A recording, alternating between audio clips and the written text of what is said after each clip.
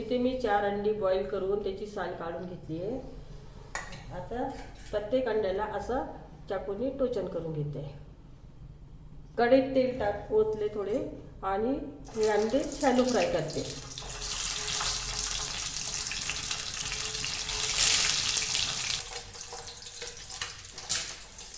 इथे अंडी shallow fry झाली आहे. आता त्याला काढून घेते.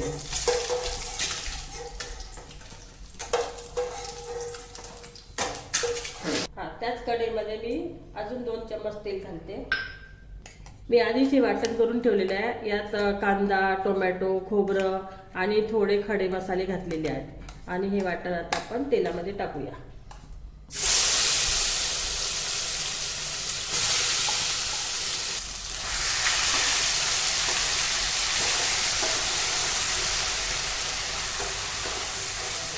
एक चम्मच लसूण आलं पेस्ट पण घालते.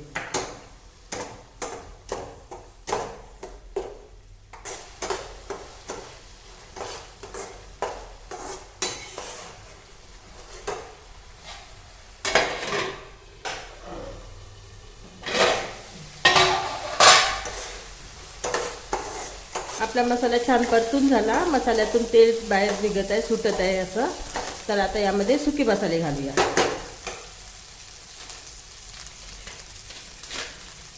कांदा लसूण पावडर, हळद, जिरे धने पावडर, हा चिकन मसाला आहे. त्याचबरोबर लाल तिखट. तर मसाला जळू नये म्हणून थोडं पाणी घालते.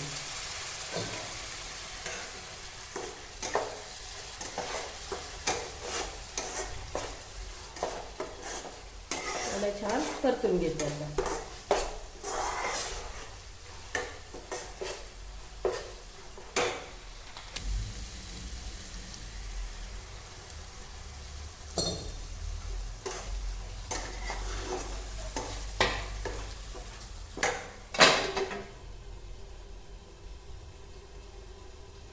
आपला मसाला छान परतून झाला. यात 1 चम्मच मीठ घालते आणि छान परतून घेते. आता त्यामध्ये अंडी टाकून घेते आणि वरून कसुरी मेथी पण टाकते. त्याने स्वाद छान येतो अंडीचा.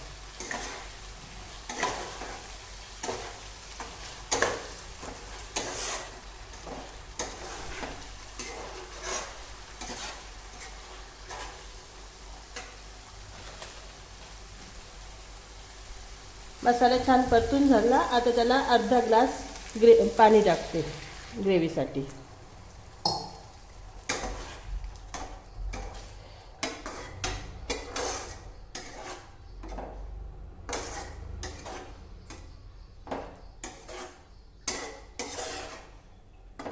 तयार आहे अंडा करी.